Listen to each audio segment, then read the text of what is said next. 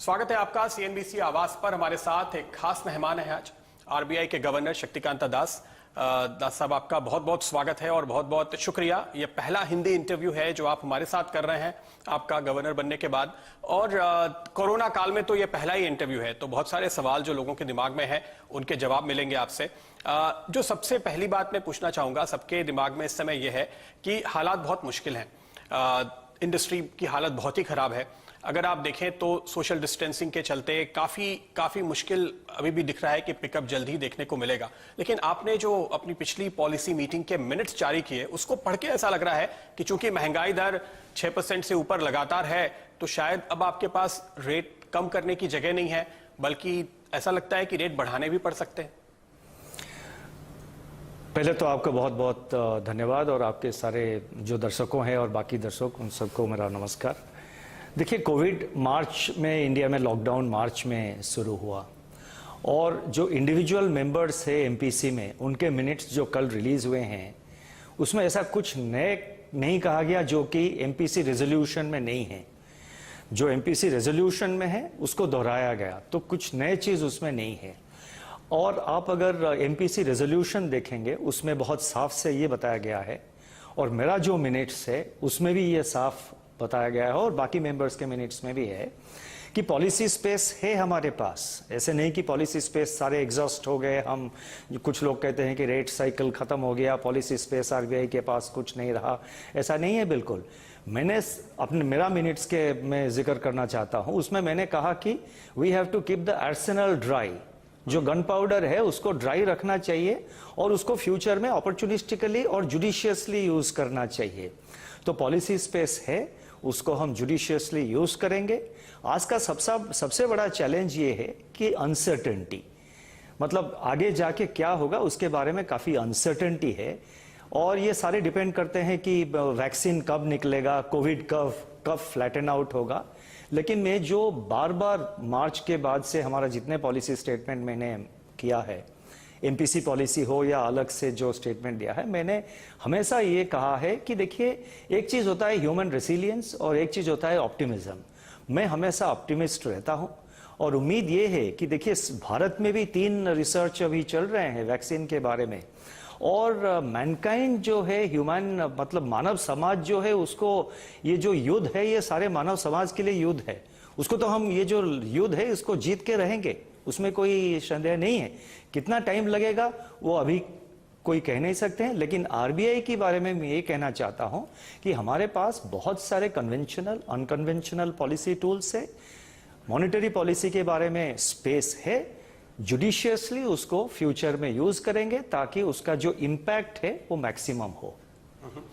तो अगर महंगाई की दर ऐसे ही रहती है, सीपीआई की दर जिस स्तर पे है, और आपकी चूंकि लिमिट है कि आप 4% ±2 कहते हैं, यानी 6% के ऊपर उसके आसपास बनी रहे, तो जाहिर है कि आपका मैंडेट है चूंकि सरकार की ओर से कि आपको इसको मैनेज करना है, इसके ऊपर लगातार रहे तो आपको एक्सप्लेन करना होगा, उसको मिटिगेट करना होगा। तो आपके लिए संकट तो है।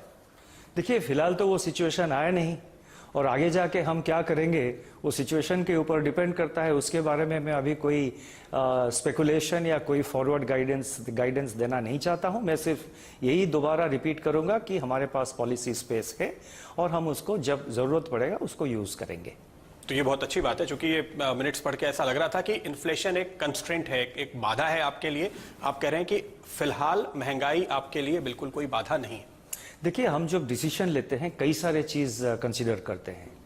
हम इन्फ्लेशन को देखते हैं, ग्रोथ देखते हैं, बहुत सारे इकोनॉमिक पैरामीटर्स को देखते हैं, सीपीआई देखते हैं, कंज्यूमर प्राइस इन्फ्लेशन, उसके अंदर फूड इन्फ्लेशन कितना है, कोर कितना है, फ्यूल कितना है, डब्ल्यूपीआई की तरफ भी देखते हैं, क्योंकि वो एक प्रोड्यूसर प्राइस इंडेक्स, वो प्रोड्यूसर एंड में प्राइस लेवल क्या है उसका इंडिकेशन देता है, और उसके बाद जो supply chain cost, logistics cost, taxation, वो डब्ल्यूपीआई के ऊपर लोड होके फिर वो सीपीआई बनता है। सो बहुत सारे एंगुलरिटीज कंसीडर करके हम डिसीजन लेते हैं, और आगे जाके फिर मैं रिपीट करना चाहता हूं कि पॉलिसी स्पेस है, उसको हम इन फ्यूचर प्रूडेंटली और जुडिशियसली यूज करेंगे।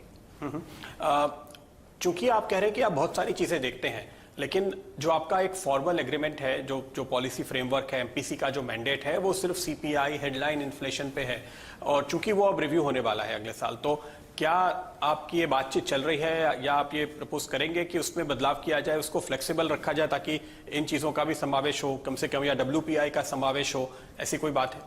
देखिए, सेक्शन 45ZA RBI एक्ट का ये जो सेक्शन है वो बहुत क्लियर है। उसमें ये कहा गया है कि हर एक 5 साल में भारत सरकार जो पॉलिसी रेट है which is defined in terms of CPI inflation, क्या टारगेट होना चाहिए, हर एक 5 साल में उसको भारत सरकार रीसेट करेंगे। सेक्शन 45ZA जो कि MPC में के बारे में डील करता है, वो सिर्फ यही कहता है, उसमें और किसी तरह के रिव्यू का जिक्र नहीं किया गया है। टारगेट रहेगा नहीं रहेगा, टारगेट कितना होना चाहिए सिर्फ वही गवर्नमेंट रिव्यू करके उसको रीसेट करेंगे। RBI में हमने जो कहा कि हम इंटरनली एक रिव्यू कर रहे हैं, इसका मतलब ये है कि वो जो रिव्यू हम कर रहे हैं वो रिव्यू में हम देखेंगे कि पिछले जो 4-5 साल से ये policy how it has worked, क्या क्या चैलेंजेस रहे हैं, जिस तरह से MPC उसको रिस्पॉन्ड किया उसका how it has actually worked, और आगे जाके क्या क्या हमको आउट ऑफ मतलब जो एक्सपीरियंस है उसमें क्या क्या लेसन्स हमको मिलते हैं, ताकि हम आगे जाके जो MPC का रिस्पॉन्स है और भी बेहतर कर सकते हैं। तो it's a kind of a review, it's a kind of an introspection. Okay, आपने चूंकि कहा कि स्पेस है और आप उसको जुडिशियसली इस्तेमाल करना चाहेंगे, उससे ये अंदाजा भी लगता है कि शायद है तो जरूर लेकिन बहुत थोड़ा स्पेस है, क्योंकि आपने काफी रेट कट्स किए हैं और खासतौर पे हाल में ये कोरोना संकट आने के बाद 155 बिप्स से आपने रिवर्स रेपो रेट कट किया है। अगर आप देखें तो उस लिहाज से क्या 1 या 2 रेट कट की ही जगह है, क्योंकि लोग हिस्टोरिकली देखते हैं कि आपके रेट्स कहाँ थे और आप अगर ऑलरेडी हिस्टोरिकल लो पे आ गए हैं? देखिए, इसके बारे में मैं कोई स्पेकुलेट करना नहीं चाहता हूं, और एक नया MPC भी अभी बनेगा, 3 एक्सटर्नल मेंबर्स, नया मेंबर्स आएंगे, तो उनका व्यू क्या होगा, MPC आगे जाके क्या करेगा, वो मैं प्री जज करना नहीं चाहता हूं इस स्टेज पे। और ये सिर्फ गवर्नर के ऊपर डिपेंड नहीं करता है, 6 मेंबर्स है, उसमें डिस्कस करके हम डिसाइड करेंगे। ओके, मैक्रो इशू पे फिर से लौट कर आएंगे, लेकिन कुछ और चीजें जिसकी निवेशकों को, बाजार को, पार्टिसिपेंट्स को, सारे इंटरमीडिएट्स को काफी चिंता है, उस पर बात करते हैं। सितंबर के अंत में ऐसा लगता है कि अचानक से बहुत NPAs बढ़ने वाले हैं, क्योंकि आपने अपने पॉलिसी स्टेटमेंट में मोरेटोरियम के बारे में कुछ नहीं कहा, आपने रीस्ट्रक्चरिंग की बात जरूर की। क्या ये मानना चाहिए कि अगस्त एंड में मोरेटोरियम खत्म हो जाएगा? देखिए, ये मैं थोड़ा विस्तार से आपको ये बात जो है मोरेटोरियम, रीस्ट्रक्चरिंग जिसको आप कह रहे हैं, उसके बारे में मैं थोड़ा विस्तार से बताना चाहता हूं। सो बस 2-3 मिनट लूंगा उसके बारे में। हमने जो अभी डिसाइड किया, जिसको आप रीस्ट्रक्चरिंग कहते हैं, हम उसको कह रहे हैं कि कोविड रिलेटेड रिजोल्यूशन फ्रेमवर्क। ये रिजोल्यूशन फ्रेमवर्क बहुत सोच समझकर ये फैसला लिया गया है, और जब हमने फैसला लिया है 2 साइड कंसीडर करके हमने लिया है। एक तरफ हमारे लिए बैंकों की हेल्थ बहुत इंपॉर्टेंट है, बैंकों की हेल्थ बहुत इंपॉर्टेंट है, क्योंकि इकोनॉमी को, किसी भी इकोनॉमी जब ग्रोथ अचीव करना चाहिए, और पर्टिकुलरली कोविड के जो सिचुएशन है, हमको रिवाइव करना है इकोनॉमी को, तो बैंकों का रोल बहुत इंपॉर्टेंट है, तो बैंकों का हेल्थ अच्छा रहना चाहिए। दूसरी बात है कि बैंक किसके पैसे के साथ बैंक किसके पैसे के ऊपर लोन दे रहे हैं या काम कर रहे हैं, डिपॉजिटर्स पैसा है वो। तो डिपॉजिटर्स जो है, बड़े डिपॉजिटर है, छोटे डिपॉजिटर्स है, मध्यम वर्ग के डिपॉजिटर्स है, उनका जो डिपॉजिट्स है वो भी सेफ रहे, उसके ऊपर भी हम ध्यान देते हैं। ये एक तरफ है। दूसरे तरफ हमको कोविड सिचुएशन में ये भी देखना चाहिए कि बिजनेस जो है अभी बहुत स्ट्रेस में है, काफ़ी स्ट्रेस में है, और एक बिजनेस जब स्ट्रेस में रहता है तो उसके सामने 2 रास्ता है। जो लोन लिया है, टर्म लोन लिया है, उसके सामने 2 रास्ता है, बैंकों के लिए या RBI के लिए। एक तो आप कुछ ना करें, उनको NPA बनाने दीजिए, और वो बिजनेस जो वो फेल हो जाएंगे, रिपे नहीं कर पाएंगे, तो आपका जो फाइनेंशियल सेक्टर स्ट्रेस है, बैंकिंग सेक्टर स्ट्रेस है, और जो फाइनेंशियल इंस्टेबिलिटी है, वो बहुत बढ़ जाएगा। अदर ऑप्शन जो है वो है कि जो बिजनेस रिवाइव कर सकते हैं, जिस बिजनेस का एक टेम्पररी कैश फ्लो प्रॉब्लम है कोविड के लिए, वो अदरवाइज वायबल यूनिट है, लेकिन कोविड के लिए उनका कैश फ्लो में प्रॉब्लम है, और उनका थोड़ा अगर रेजोल्यूशन करके मदद कर दे बैंकों की तरफ से, थोड़ा रेगुलेटरी कुछ सपोर्ट मिल जाए, तो बिजनेस रिवाइव कर सकते हैं। तो जब बिजनेस रिवाइव करते हैं, वो फ्यूचर में जाके वो लोन रिपे कर देंगे। जॉब जो है, जितने लोग काम कर रहे हैं, रोजगारी जो है उस बिजनेस में वो बचेगा और वो इकोनॉमी के लिए अपना प्रोडक्शन कंट्रीब्यूट करेगा। तो बिजनेस जो है बच जाएगा और इकोनॉमिक रिवाइवल के लिए वो बहुत जरूरी है। सो ये दोनों तरफ हमने देख के, और ये भी मैं कहना चाहता हूं कि सारे बोरोवर्स का जो है हमने कंसीडर किया है। एक तो है बिजनेस बोरोवर्स, एक है रिटेल बोरोवर्स। और हमने ये जो रिजोल्यूशन फ्रेमवर्क ये किया है, ये रिजोल्यूशन फ्रेम, देखिए मोरेटोरियम जो है वो एक टेम्पोररी रिस्पॉन्स था लॉकडाउन के लिए। अभी लॉकडाउन धीरे धीरे हट रहा है और हमको एक परमानेंट सोल्यूशन ढूंढना चाहिए, एक ड्यूरेबल सोल्यूशन ढूंढना चाहिए। मोरेटोरियम जो हो एक टेम्पोररी सोल्यूशन है। 3 महीने का लॉकडाउन था, फिर लॉकडाउन कुछ बढ़ गया, हमने 6 महीना उसको कर दिया, वो टेम्पोररी सोल्यूशन था। परमानेंट सोल्यूशन ये है कि जो लोन है, चाहे वो रिटेल पर्सनल लोन हो या बिजनेस लोन हो, उसको रिजॉल्व करे। और इसमें हमने साफ ये भी कहा है कि 2 साल तक जो बैंक जो लोन है, मतलब वो पर्सनल लोन हो या बिजनेस लोन हो, 2 साल जो है उसको रीशेड्यूल कर सकते हैं। उसका जो टेन्योर है 2 साल तक बढ़ा सकते हैं और वो 2 साल सिर्फ इंस्टॉलमेंट नहीं, उसमें मोरेटोरियम भी दे सकते हैं। और मोरेटोरियम एक लोन में 3 महीना मिलेगा, 6 महीना मिलेगा, 1 साल तक मोरेटोरियम मिलेगा, वो बैंकों के ऊपर डिपेंड करता है। तो हम जब कह रहे हैं कि मोरेटोरियम को हमने अभी रिस्ट्रक्चर, मतलब जो रेजोल्यूशन है, resolution has replaced moratorium. Moratorium एक टेम्पोररी सॉल्यूशन था, रेजोल्यूशन फ्रेमवर्क जो है एक ड्यूरेबल सॉल्यूशन है। और रेजोल्यूशन फ्रेमवर्क के अंदर भी जो बोरोवर है उनको एक्सटेंडेड टेन्योर मिलेगा 2 साल तक, और उसमें भी उनको मोरेटोरियम भी मिल सकता है। तो इसीलिए ये एक ड्यूरेबल सॉल्यूशन है। इसको मैं थोड़ा विस्तार रूप से इसीलिए बताया कि ये समझना बहुत जरूरी है। ऐसा एक आइडिया लोगों में बन गया है कि मोरेटोरियम नहीं मिल रहा है तो आगे जाके क्या होगा। चिंता की कोई विषय नहीं है। अभी बैंकों, आज भी जो आरबीआई में हमने 6 अगस्त को जो सर्कुलर जारी किया है, आज भी बैंक्स डिसाइड कर सकते हैं कि मोरेटोरियम किसको ये जो रिजोल्यूशन का बेनिफिट किन किन बोरोवर को मिलना चाहिए, वो आज भी बैंक डिसाइड करते हैं। और मेरे को जहां तक जानकारी है, सारे बैंक शायद इसी महीने के अंदर, अगस्त 31 के अंदर, अपने बोर्ड में ये पॉलिसी डिसाइड कर लेंगे और आगे जाके उसको इम्प्लीमेंट करेंगे। लेकिन आपने जो केवी कामत साहब की कमेटी बनाई है, उसकी रिपोर्ट आने के पहले ही बैंक से काम कर सकते हैं? बिल्कुल। इसी कौन सा अकाउंट, बिजनेस अकाउंट हो या personal account, individual retail loan हो, मोरेटोरियम किसको देना चाहिए वो बैंक आज भी डिसाइड कर सकते हैं। केवी कामत कमेटी सिर्फ कुछ फाइनेंशियल पैरामीटर्स के बारे में उनके रिकमेंडेशन देंगे। जो फाइनेंशियल पैरामीटर्स है, मतलब debt service coverage ratio, DSCR जिसको कहते हैं, वो कितना होना चाहिए। रेजोल्यूशन के बाद डेट इक्विटी रेशियो कितना होना चाहिए, इंटरेस्ट कवरेज रेशियो कितना होना चाहिए, इस टाइप का फाइनेंशियल पैरामीटर्स के बारे में वो रेकमेंड करेंगे। लेकिन किन किन को ये जो रेजोल्यूशन का बेनिफिट मिलना चाहिए वो बैंक आज भी डिसाइड कर सकते हैं, क्योंकि एलिजिबिलिटी जो है हमने तो बहुत साफ कर दिया कि 1 मार्च को वो स्टैंडर्ड एसेट रहना चाहिए और जो डिफॉल्ट है 30 दिन से ज्यादा डिफॉल्ट नहीं होना चाहिए।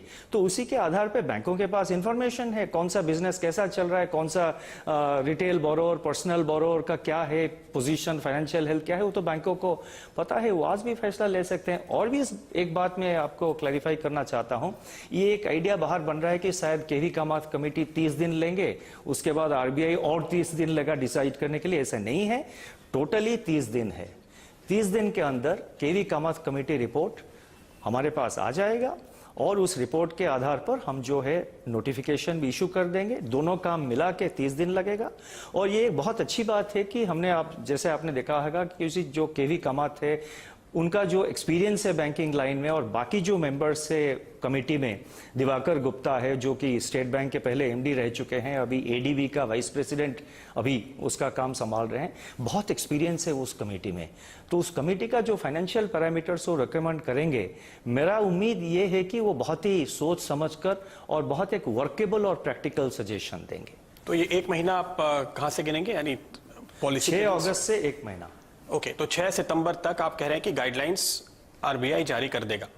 और दूसरी बात जो आपने बताई कि कमेटी की रिपोर्ट के बिना बैंक्स खुद से तय कर सकते हैं, तो किसको मिलेगा रिस्ट्रक्चरिंग, ये बैंक तय करेंगे?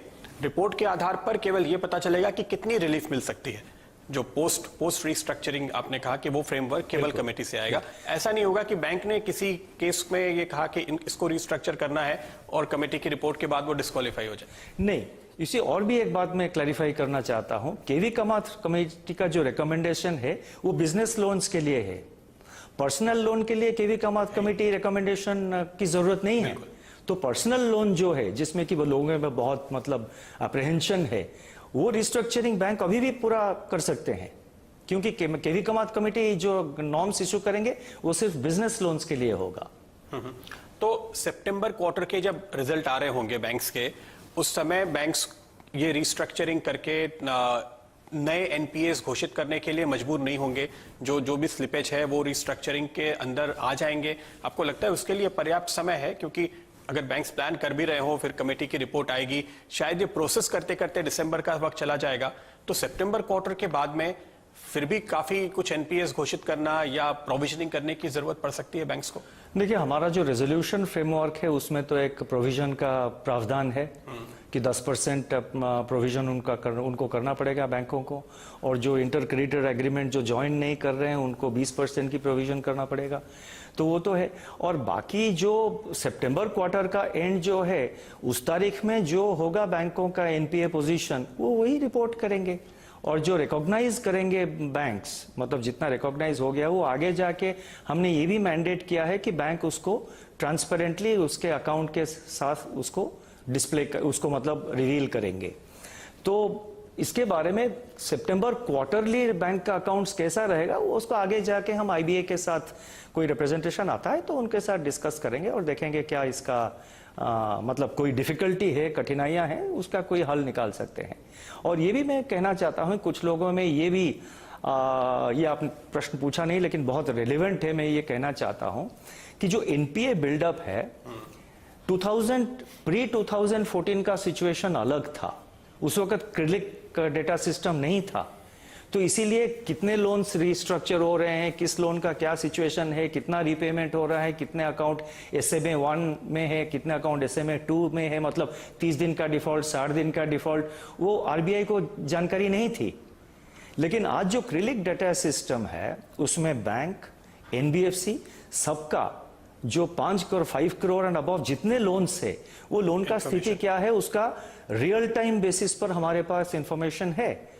तो एनपीए क्या बिल्डअप हो रहा है, बैंकिंग सेक्टर में क्या हो रहा है, आज हमारा जो पोजीशन है, हमको बहुत सारे जानकारी जो आज है वो 2014 से पहले नहीं था, क्योंकि वो क्रेडिट सिस्टम आज रियल टाइम इंफॉर्मेशन आरबीआई को देती है। तो ये बहुत बड़ी इंप्रूवमेंट है बैंकिंग सेक्टर के लिए। कुछ बैंकर्स का लेकिन ये कहना है, आपने जो ये कहा कि मार्च में चूंकि वो 30 दिन का आपने लिमिट रखा है, मार्च की शुरुआत में स्टैंडर्ड होना चाहिए एसेट, ये कंडीशन है, तो कुछ बैंकर्स ये कह रहे हैं कि अगर आप इसको 90 दिन पूरा लेकर चलते कि अगर स्टैंडर्ड एसेट है, दिसंबर तक पेमेंट है, तब भी उसको कंसिडर किया जा सके, क्योंकि उनको ऐसा लगता है कि ये रूल बाद में बदल गया। अगर किसी बोरोवर को ये पता होता कि 30 दिन के ऊपर अगर पैसा जाता है तो मुझे रिस्ट्रक्चरिंग नहीं मिलेगी, तो शायद वो पैसा दे देता, क्योंकि उसको पता था कि 90 दिन तक एनपीए नहीं होगा, तो कुछ लोगों ने डिलेड पेमेंट किया। नहीं, वो कहना ठीक नहीं होगा मेरे हिसाब से, क्योंकि आगे जाके हम एक रेजोल्यूशन फ्रेमवर्क करेंगे, ये तो किसी को पता नहीं था। तो आप कैसे प्रीजज कर सकते हैं कि आगे जाके आरबीआई मतलब मोरेटोरियम एक्सटेंड करता जाएगा? और तो इसलिए बेंचमार्क 90 डेज का ही था।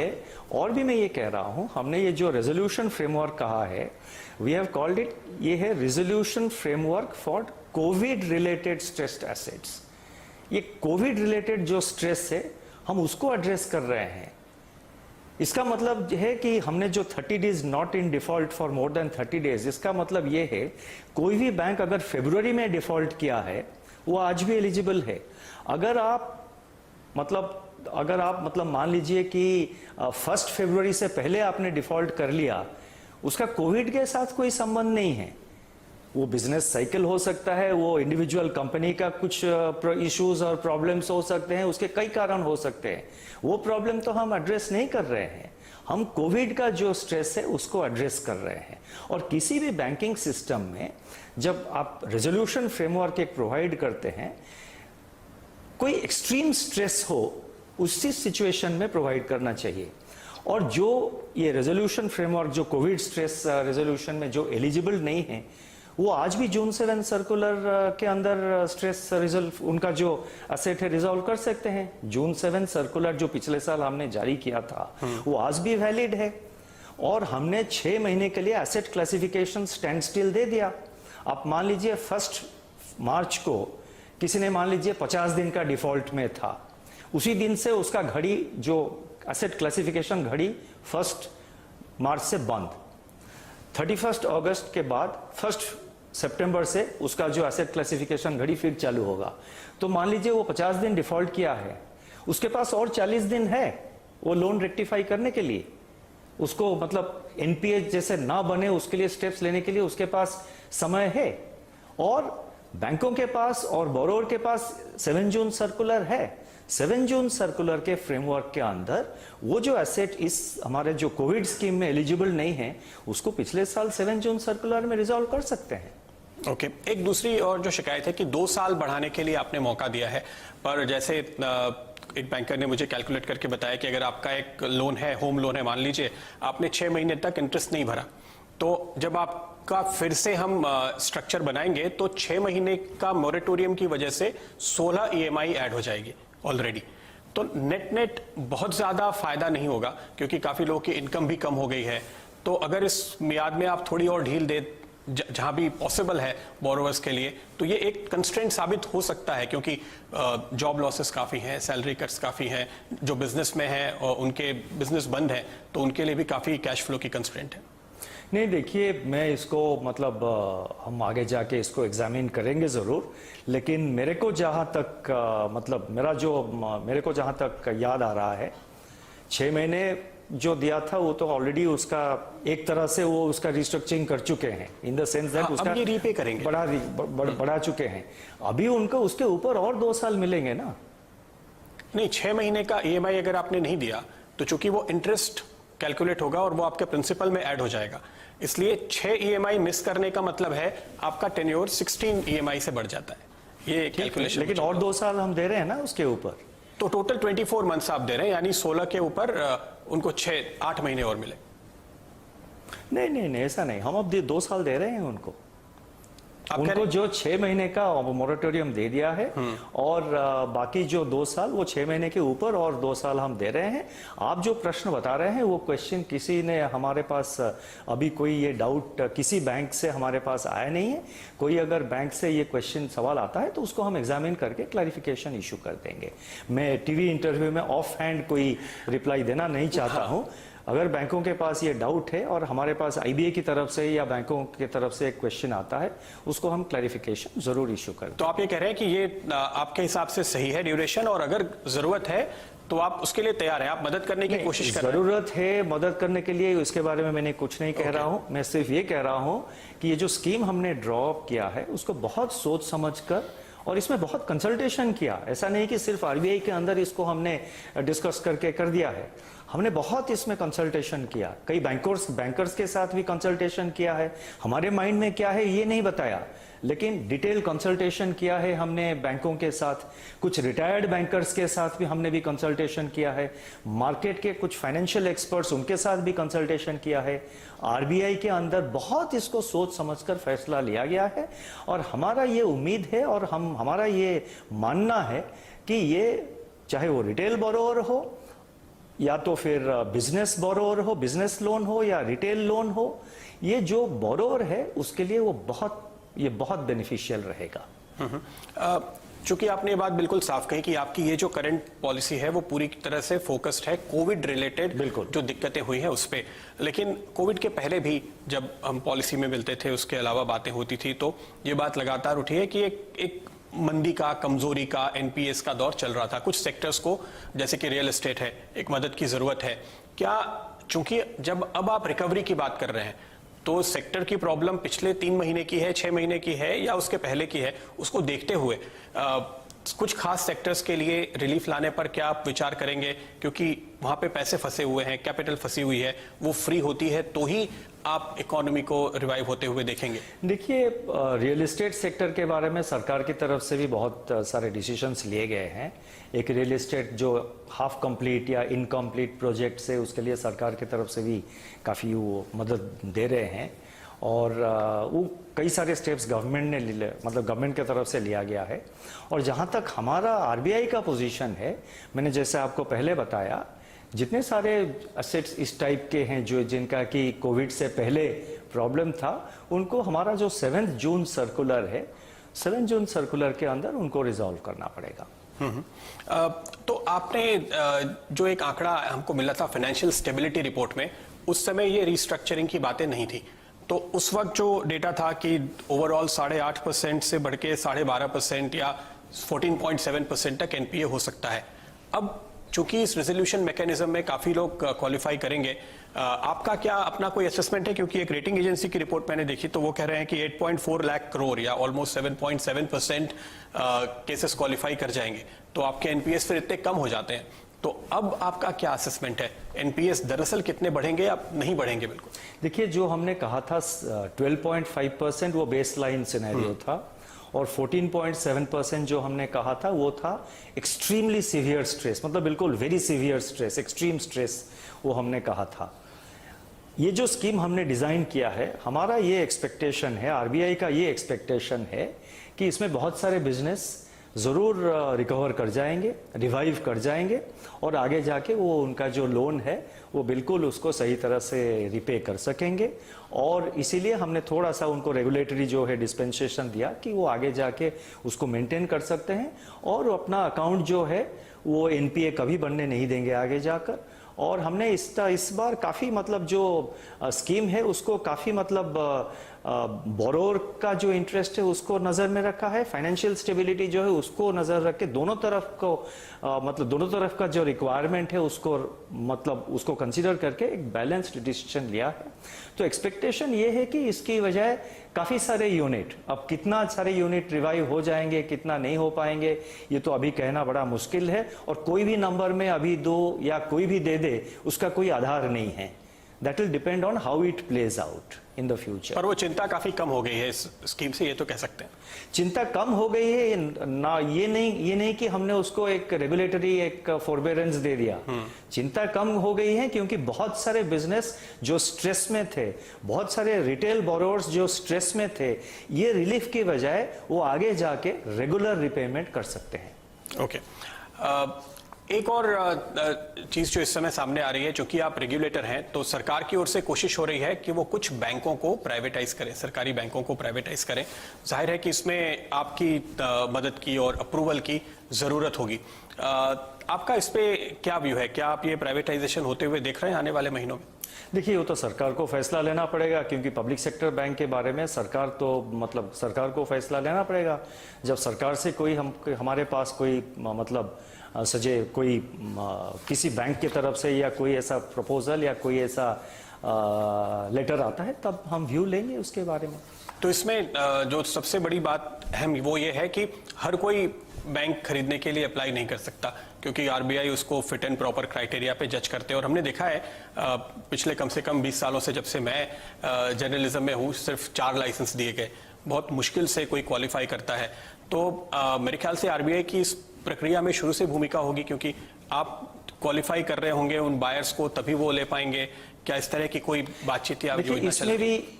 अब देखिए, banking sector particularly financial sector में कोई प्रॉब्लम सिंपल प्रॉब्लम नहीं है जिसका कि एक सिंपल सॉल्यूशन हम निकाल सकते हैं। एक तरफ ये है कि हमारे देश में जो है क्रेडिट टू जीडीपी रेशियो बहुत कम है। कुछ लोगों का मानना है कि क्रेडिट टू जीडीपी रेशियो बढ़ना चाहिए, भारत देश में और भी बैंक्स बनना चाहिए। दूसरे तरफ फिट एंड प्रॉपर क्राइटेरिया जो है वो बहुत ज़रूरी है, क्योंकि बैंक्स जो है बाकी सारे बिजनेस की तरह नहीं है। बैंक जो है वो मतलब डिपॉजिटर के पैसे के बेसिस पर अपना बिजनेस करते हैं। और आपको पता होगा और कि हमने एक इंटरनल वर्किंग ग्रुप अभी बनाया है। इंटरनल वर्किंग ग्रुप जो है वो मतलब गवर्नेंस की तरफ देख रहे हैं और ओनरशिप एस्पेक्ट्स ऑल्सो वो रिव्यू कर रहे हैं इंटरनल वर्किंग ग्रुप में। उसका जो रिपोर्ट है, रिकमेंडेशन है, वो सितंबर एंड तक आ जाने का एक्सपेक्टेशन है। उनका जो रिपोर्ट आने के बाद हम इसके बारे में कुछ व्यू लेंगे। तो यानी उन में नियमों में थोड़ी ढील दी जा सकती है, खासतौर पे जो कॉर्पोरेट इन्वेस्टमेंट को लेकर के कंस्ट्रेंट है, क्योंकि आप किसी भी कॉर्पोरेट को बैंक बनाने, चलाने या खरीदने की अनुमति नहीं देते। रिपोर्ट आ जाने दीजिए, फिर उसको हम कंसिडर करेंगे। अभी तो मैं इसके बारे में कोई स्पेकुलेशन करना नहीं चाहता हूँ। ओके, बैंकिंग रेगुलेशन पे चूंकि हम बात कर रहे हैं, तो इसमें एक और बहुत ही बड़ा स्टेप आपने लिया, यस बैंक को जिस तरह से रेस्क्यू किया गया, क्योंकि उस समय काफी एक्सपर्ट्स ये कह रहे थे कि अगर इस बैंक को कुछ हुआ तो इसके पीछे और दूसरे प्राइवेट बैंक्स पे भी रन हो सकता है। तो ये बहुत ही बोल्ड स्टेप था, हम कहेंगे आरबीआई की ओर से, क्योंकि आपने काफी सारे कदम उठाए, काफी सारी नियमों में ढील दी और इस पूरे स्ट्रक्चर को जिस तरह से खड़ा किया गया, उसके लिए आपको जरूर बधाई देनी चाहिए। लेकिन ये एक कोई टेम्पलेट या कोई फ्रेमवर्क तैयार नहीं हुआ है। आगे अगर फिर से कोई ऐसी दिक्कत होती है तो क्या होगा? जैसे पीएमसी बैंक के जो डिपॉजिटर्स हैं वो पहले शिकायत कर रहे हैं, आपने कहा कि नहीं वो कोऑपरेटिव बैंक है तो वो इस तरीके से नहीं चल सकता। तो आपको लगता है बैंक्स में इस तरह की दिक्कतें न आए उसके लिए, और अगर होती है तो वो रिजोल्यूशन के लिए एक पक्के फ्रेमवर्क की जरूरत है? देखिए, एक तरफ तो हमारा जो सुपरविजन है उसको हमने पिछले 1-1.5 साल में बहुत उसको टाइटन किया है, बहुत इम्प्रूव किया है। इसके बारे में मैं बाकी मीटिंग्स में या कोई इंटरवेंशन में हम जिक्र कर चुका हूं, तो इसीलिए मैं रिपोर्ट नहीं कर अभी आपको उसके बारे में रिपीट नहीं करना चाहता हूं। हमारा जो सुपरविजन काफ़ी इम्प्रूव किया है हमने। तो उस सिचुएशन पहुंचने से पहले आप देखिए, गवर्नेंस के बारे में हम एक डिस्कशन पेपर भी प्लेस किया है। तो बहुत सारे इम्प्रूवमेंट्स हम ला रहे हैं रेगुलेटरी एस्पेक्ट्स में, सुपरविजन में, बैंकों के बारे में।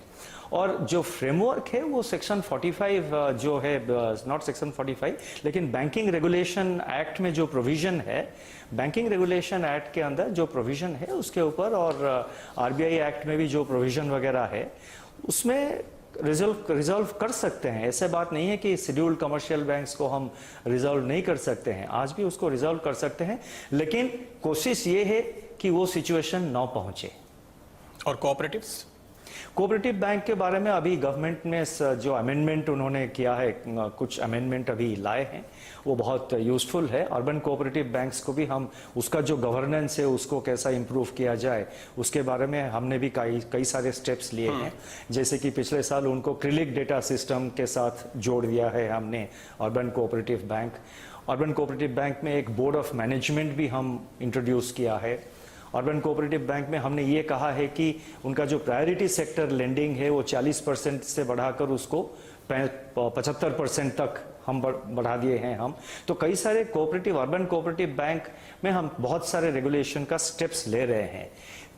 तो आगे जाके मतलब हम जितने स्टेप्स जरूरी है हम आगे मतलब कई सारे स्टेप्स ले चुके हैं, जो जरूरी होगा वो आगे जाके जरूर लेंगे वो स्टेप्स। आपने जो गवर्नेंस फ्रेमवर्क की बात की, उसमें आपके डिस्कशन पेपर में एक बहुत ही इंटरेस्टिंग मुद्दा है कि आप सीईओस का टेन्योर कैप करना चाहते हैं, प्रमोटर, नॉन प्रमोटर, अलग अलग आपने नियम बनाए हैं। तो ये कोई भी ड्यूरेशन कि 10 साल होना चाहिए, 15 साल होना चाहिए, ये आपने किस तरह तय किया? देखिए, उसका बहुत सारे कारण है और बेसिस भी है क्यों हमने 10 साल और 15 साल रखा है। लेकिन एट दिस पॉइंट, क्योंकि वो डिस्कशन पेपर अभी हमने पब्लिक डोमेन में रखा है और बहुत सारे सजेशंस आ चुके हैं, हम उसको एग्जामिन कर रहे हैं और जितने सारे सजेशंस आए हैं उसको कंसीडर करके हम फाइनल जो डॉक्यूमेंट है वो रिलीज करेंगे। तो अभी मतलब वो जो 10 साल 15 साल या किसी भी एस्पेक्ट के बारे में मैं कोई कुछ कहना नहीं चाहता हूं, क्योंकि सजेशंस आ चुके हैं। उसको पहले हमको एग्जामिन करने दीजिए। एग्जामिन करके जहां जहां कुछ मॉडिफिकेशंस की जरूरी है या कई जगह ऐसे भी हो सकते हैं कि हमको इम्प्रूवमेंट करना चाहिए, वो भी करेंगे। तो सजेशंस को मद्देनजर हम डिसीजन लेंगे आगे जाके। अच्छा, जो पूरी आपने बात उठाई है और एक मियाद तय करना चाहते हैं, अगर आप देखें तो उदाहरण के तौर पे आप 2 ऐसे बैंक देख सकते हैं जहां पे लॉन्गेस्ट सर्विंग सीईओज रहे हैं, और उसके मुकाबले में कुछ बैंकों में जहां पे दिक्कतें आई, जहां पे इनकम्बेंट्स को एक्सटेंशन नहीं दिया, आरबीआई ने बदलाव करना पड़ा, वहां पे दरअसल सीईओज बदल रहे थे और उसके बावजूद वहां दिक्कत आई। तो ये पूरा का पूरा ये मानना कि सीईओ के टेन्योर से कॉर्पोरेट गवर्नेंस इंप्रूव होती है, क्या ये? देखिए, मैं ये जो डिस्कशन है इसको मैं पर्सनल नहीं करना चाहता हूं। दोनों तरफ एग्जाम्पल्स है। अच्छे बैंक्स जो आप कह रहे हैं, long serving tenure, long tenure रहा है। लॉन्ग टेन्योर रहते हुए भी कुछ बैंक जो है मतलब वो फेल हो गए हैं। तो दोनों तरफ की एग्जाम्पल्स है। गवर्नेंस डॉक्यूमेंट हमने जो गवर्नेंस पेपर अपलोड किया है पब्लिक डोमेन में, जिसके सजेशंस आ गए हैं, उसको हम कंसिडर करके एक बैलेंस्ड और कैलिब्रेटेड डिसीजन हम लेंगे। एक और मुद्दा जिस पे सभी की नजर है वो गोल्ड से रिलेटेड पॉलिसीज हैं, जिसमें हाल के दिनों में सरकार की ओर से काफी इनिशिएटिव लिए जा रहे हैं और भी आगे लिए जाएंगे ऐसा हमें लगता है। गोल्ड के लिए एक एमनेस्टी स्कीम लाने पर बात हो रही है। जाहिर है कि इस पे आरबीआई की मंजूरी, सहमति या कंसल्टेशन जरूरी होगा। देखिए, स्कीम अगर मतलब आप कह रहे हैं कि सरकार से कोई स्कीम अगर आएगा तो हम उसको जरूर एग्जामिन करेंगे, उसके ऊपर अपना जो व्यूज है सरकार को देंगे। ओके, तो आपका अपना कोई व्यू है कि इस तरह की स्कीम लाने की जरूरत है, क्योंकि ये कहा जाता है काफी कैपिटल वहां पे भी स्टक है और उसको बाहर लाना चाहिए। देखिए, मेरा जो पर्सनल व्यू है वो मेरे पास है। इस चेयर में बैठकर आज मैं जो व्यू आपको कहूंगा वो आरबीआई का व्यू होगा। ओके, एक गोल्ड बोर्ड बनाने की चर्चा आरबीआई के अंडर में सामने आई थी। क्या इस पे आगे कोई बात हुई है सरकार से आपकी? उसके बारे में मेरे जानकारी से कोई डिस्कशन नहीं हुआ है। वो एक शायद किसी डिस्कशन में वो आया था पहले, लेकिन कोई फैसला तो अभी तक लिया नहीं आगे। कोई कॉन्क्रीट मतलब हमारे पास अभी तक आया नहीं है। ओके, मैक्रोस पे अगर एक बार फिर से वापस आए, पिछले दिनों में आपने अपने रिपोर्ट में जीडीपी के और सीपीआई के आंकड़े और प्रोजेक्शन जिस तरह से आप दिया करते थे वो आपने देने बंद किए। आपने बताया कि काफी अनिश्चितता है। अब चूंकि अगली जो पॉलिसी होगी वो हाफ ईयरली पॉलिसी होगी, तो क्या अब आप वो आंकड़े फिर से देने शुरू करेंगे? हाफ ईयरली पॉलिसी मतलब? यानी आप अप्रैल और अक्टूबर की जो पॉलिसी होती है वो बड़ी पॉलिसी होती है, उसमें आप एक मॉनेटरी पॉलिसी रिपोर्ट भी पेश करते रहे हैं, एमपीआर का जो डॉक्यूमेंट होता है, इस लिहाज से। नहीं, सारे पॉलिसी जो एमपीसी मीटिंग है, सारे पॉलिसी मतलब सारे MPC meeting is as important as the other one. इसका ऐसा नहीं है कि हाफ ईयरली पॉलिसी जो है वो ज्यादा इंपॉर्टेंट है, ऐसा नहीं है। और एक बात आपको भी कहना चाहता हूं, हर एक एमपीसी से पहले हम बहुत कंसल्टेशन करते हैं, इनफॉर्मली बहुत कंसल्टेशन करते हैं। हम करते हैं, एनपीसी के जो मेंबर्स है वो भी अपने लेवल पर कंसल्टेशन वगैरह करते हैं। और ऐसा नहीं कि हाफ ईयरली जो एमपीसी होगा वो कुछ ज्यादा इंपॉर्टेंट है, वो वैसा नहीं है। चूंकि एमपीआर आता है, मेरे कहने का ये मतलब नहीं था। सारे मीटिंग्स इंपॉर्टेंट है। मार्च के मीटिंग में हमने आरबीआई के हिस्ट्री में शायद सबसे बड़ा मतलब कई सालों में ये बहुत बड़ा एक कट था, 75 बेसिस पॉइंट्स जो हमने कट किया मार्च में। वो तो मतलब हाफ ईयरली मीटिंग उसको मतलब बाई कोइंसिडेंस हाफ ईयरली वो हो गया मतलब मार्च में, लेकिन ऐसा वो नहीं है। और फिर आगे जाके हमने मई में भी 40 बेसिस पॉइंट कट किया। तो एवरी एमपीसी मीटिंग जो है वो इम्पोर्टेंट है।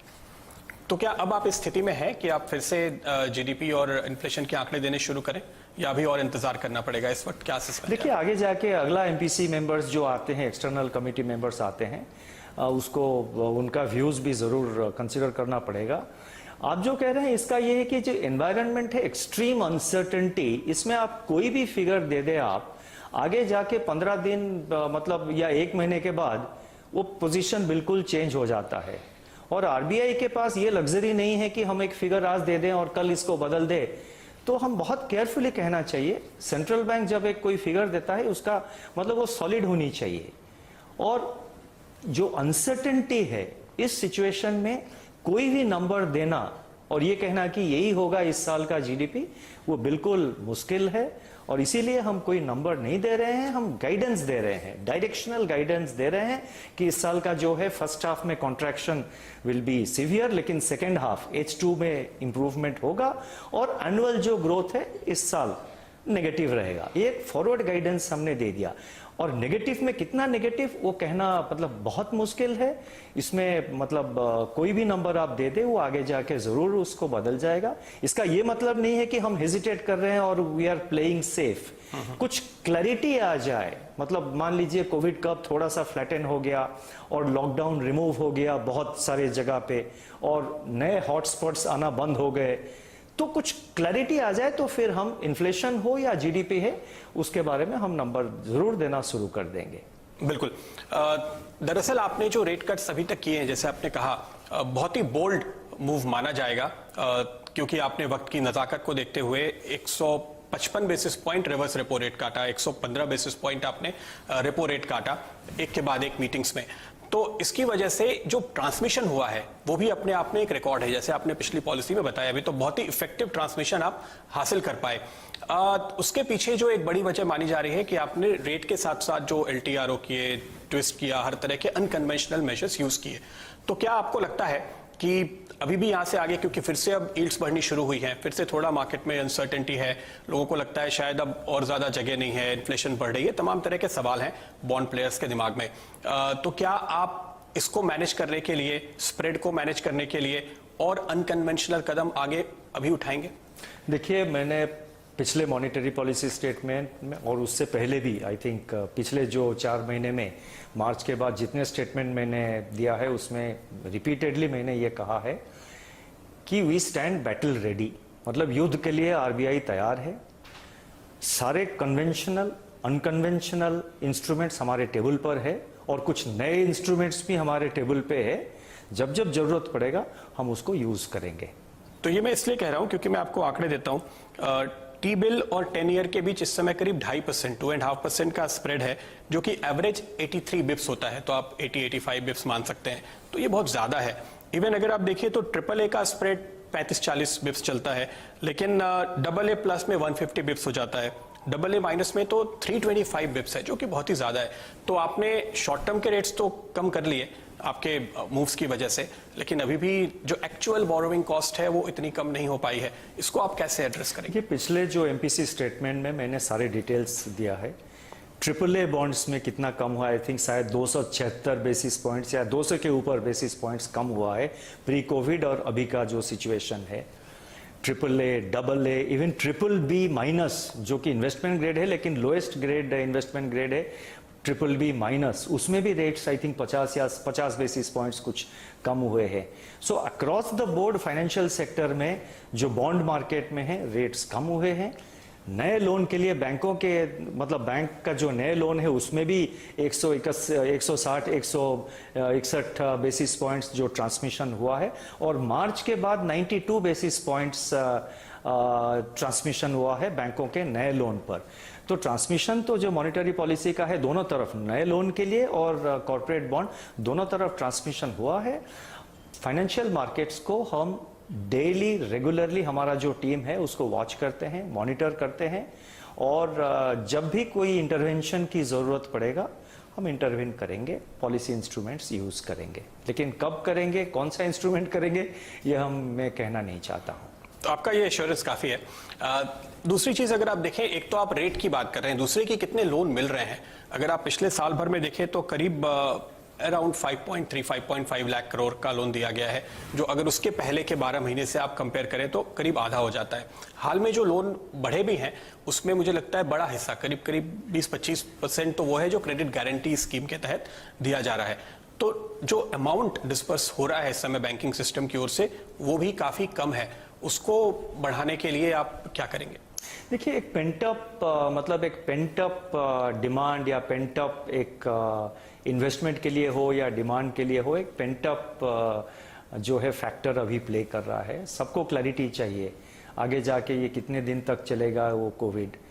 तो किसी तरह से अगर बायोलॉजिकल सोल्यूशन, कोई वैक्सीन का सोल्यूशन निकल आता है या कर्व फ्लैटन हो जाता है, और वो तो जरूर होगा, मतलब वो 3 महीने में होगा, 6 महीने में होगा या उससे ज़्यादा टाइम लगेगा, ये मेरे कहने की मतलब कह नहीं पाऊंगा, लेकिन कंट्रोल तो ज़रूर होगा और उसके बाद ज़रूर। और इंडिया का जो पोजीशन है, मेरा ये कॉन्फिडेंस है और मेरा ये मानना है कि देखिए इंडिया का जो कोर रेसिलियंस है, जो इनहेरेंट स्ट्रेंथ है हमारे इकोनॉमी का, फंडामेंटल्स जो है और जो हमारे इकोनॉमी का एक जिसको कहते हैं कि बैकबोन है, वो बहुत सॉलिड है और इंडियन इकोनॉमी जरूर रिवाइव करेगी।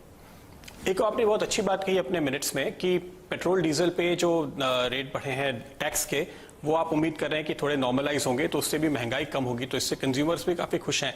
लेकिन चूंकि आप दोनों ही तरफ से बहुत अच्छी तरह परिचित हैं, आपने इतने सालों तक वित्त मंत्रालय में सरकार के साथ काम किया है, क्या सरकार के पास मौका है कि वो इसको रैशनलाइज कर पाए? देखिए, सरकार के पास मौका है, वो तो सरकार को फैसला करना पड़ेगा, मैं उसके बारे में कुछ नहीं कहना चाहता। लेकिन जो यील्ड बढ़ रही है अभी वो इस वजह से भी बढ़ रहे हैं कि कुछ 12 लाख करोड़ केंद्र सरकार को उठाना है। अगर राज्य सरकार जोड़ दें, अदर पीएसयूज जोड़ दें तो 20 लाख करोड़ तक का आंकड़ा हो जाता है। तो बाजार को ऐसा लगता है कि ये एब्सॉर्ब करने की कैपेसिटी नहीं है, इसलिए जो मार्केट यील्ड्स हैं या स्प्रेड्स हैं वो फिर से बढ़ने शुरू हुए हैं। तो कई तरह की चर्चाएं चल रही है कि आप डायरेक्ट मोनेटाइज कर सकते हैं या किस तरह के आप कदम उठाएंगे। क्या इसके लिए आपने कोई प्लान किया है ताकि सरकार की इतनी बोरोइंग की वजह से यील्ड ना बढ़े, जो एक्चुअल बोरोवर है जिसको आप कह रहे हैं कि वो बहुत दिक्कत में है, उसकी कॉस्ट ना बढ़े? देखिए, आरबीआई जो है वो सरकार का डेट मैनेजर है। केंद्र सरकार का और राज्यों का भी जो डेट मैनेजमेंट वो आरबीआई करता है। So as the debt manager, government का जो बोरोइंग प्रोग्राम है वो कैसे नॉन डिसरप्टिव मैनर में इंप्लीमेंट हो, वो हम इंश्योर करेंगे। तो आप ये कह रहे हैं कि जब जैसी सिचुएशन होगी उस पर रिस्पॉन्ड करेंगे, अभी आपने कोई मन नहीं बनाया या कोई स्ट्रैटेजी नहीं बनाई? वो सिचुएशन के ऊपर डिपेंड करता है, और कोई भी अगर हमने इंटरनली डिसाइड किया है वो तो आपको मैं बता नहीं पाऊंगा अभी। लेकिन मैं ये रिट्रेट करना चाहता हूं कि नॉन डिसरप्टिव मैनर में सरकार का जो गवर्नमेंट बोरोइंग है उसको कैसा इंप्लीमेंट किया जाए, we are committed to that. Okay, अब चूंकि अगली जो आपने कहा कि पॉलिसी कमेटी आएगी, नए मेंबर्स आएंगे, उनके साथ मिलकर के आप काफी चीजों पे व्यू लेंगे, तो हम ये माने कि अगली पॉलिसी मीटिंग के पहले ये कमेटी आ जाएगी, उसकी प्रक्रिया शुरू हो चुकी है? आ जाना चाहिए, लेकिन वो उसके बारे में तो सरकार को फैसला लेना पड़ेगा, लेकिन आ जाना तो चाहिए जरूर। ओके, एक आखिरी बात मैं आपसे पूछना चाहूंगा। आपके हाल के स्टेटमेंट से ऐसा थोड़ा अंदाजा भी लगा, एक तरफ रियल इकोनॉमी है इस समय जिसमें काफी दिक्कतें हैं, जिसकी आपने लगातार बात की, हमने लगातार बात की, दूसरी तरफ हमारे बाजार हैं जहां पे काफी जबरदस्त तेजी देखने को मिल रही है। क्या आप कहीं डिस्कनेक्ट देखते हैं? नहीं, डिस्कनेक्ट तो है, जिसके बारे में हमने एमपीसी रेजोल्यूशन में भी हमने बहुत साफ से कहा है, और मैंने कोई स्पीच में भी मैंने इसके बारे में जिक्र किया था, और हमारा एमपीसी रेजोल्यूशन में भी है। ये इंडिया के लिए ये पिक्यूलियर फिनोमेनन नहीं है, ये सारे ग्लोबल इकोनॉमी, सारे कंट्रीज में, सारे देशों में यही हो रहा है, क्योंकि अभी इतना लिक्विडिटी है सिस्टम में, ग्लोबल इकोनॉमी में। तो इसीलिए जो स्टॉक मार्केट से, जो financial markets, particularly stock market जो सेगमेंट है, वो बहुत अभी बहुत उसमें बढ़ोतरी दिखाई दे रही है, और वो रियल इकोनॉमी के साथ डेफिनेटली डिस्कनेक्टेड है। वो आगे जाके करेक्शन तो ज़रूर होगा, लेकिन कब होगा करेक्शन वो ये हम कह नहीं पाएंगे। लेकिन financial sector point of view से हम उसके तरफ रेगुलरली उसको मॉनिटर कर रहे हैं, और उसका इम्पैक्ट फाइनेंशियल सेक्टर में किस तरह का आ सकता है, अगर आए तो उसको किस तरह से डील करना पड़ेगा, उसके लिए हम जरूर स्टेप्स लेंगे। आपने देखा होगा कोई म्यूचुअल फंड अभी रिसेंटली जो एक म्यूचुअल फंड आपका एक कोलैप्स कर गया था, उसके कुछ सारे स्कीम्स जो उन्होंने अनाउंस कर दिया था कि आगे से नहीं पैसा लेंगे, और जो प्रॉब्लम आई थी तो तुरंत हमने एक लिक्विडिटी विंडो खोला 50,000 करोड़ का, और वो जो प्रॉब्लम था म्यूचुअल फंड सेगमेंट में वो सेटल हो गया। मैं ये नहीं कह रहा हूं कि स्टॉक मार्केट में प्रॉब्लम आएगा तो आरबीआई लिक्विडिटी दे देगी, आप ये कंक्लूजन ड्रॉ मत करिए। लेकिन किसी स्पेसिफिक टर्म्स में मैं नहीं कहना चाहता हूं, लेकिन मार्केट बिहेवियर कोई भी सेगमेंट हो, उसका फाइनेंशियल सेक्टर स्टेबिलिटी पर क्या इंपैक्ट है, वो उसका हम रेगुलरली बहुत क्लोजली फॉलो कर रहे हैं, और जो स्टेप्स जरूरी है वो स्टेप्स हम लेते रहेंगे। इनफैक्ट आपने जो कदम उठाए थे म्यूचुअल फंड को लेकर के, उस पर जो हमारी बात होती थी, हमें जो फीडबैक मिला, mutual fund industry was pleasantly surprise कि आरबीआई ने इतने वक्त पे कदम उठाए, उसके लिए हम आपको जरूर बधाई देंगे। बाजार का ये जो डिस्कनेक्ट है, जो बाजार के पार्टिसिपेंट ये मान के चल रहे हैं कि ये साल तो गया, इस फिस्कल में अब आपको दिक्कतें पेश आएंगी, लेकिन अगले फिस्कल में फिर आपको एक अच्छी रिकवरी देखने को मिलेगी, क्योंकि बाजार 6 महीने, 9 महीने, 12 महीने आगे देखता है, और शेयर प्राइसेस काफी नीचे आ गए हैं इस कोविड के क्राइसिस में, तो इसलिए यहां पर खरीदारी देखने को मिल रही है।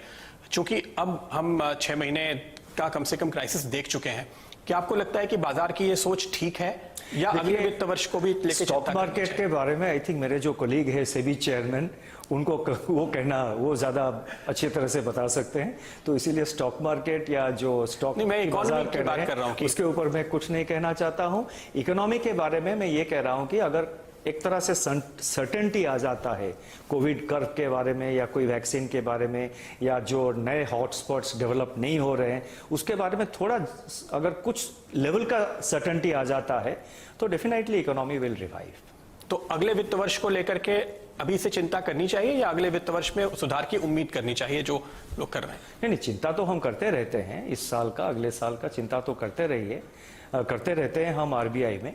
और करना चाहिए, किसको करना चाहिए इसके बारे में मैं नहीं कह सकता हूं, लेकिन आरबीआई में जो है हम इस साल अगले साल उसके बारे में हम जरूर एनालाइज करते रहते हैं और जो भी कदम जरूरत होगा हम लेंगे। बहुत बहुत शुक्रिया सर आपका। Thank you. नमस्कार।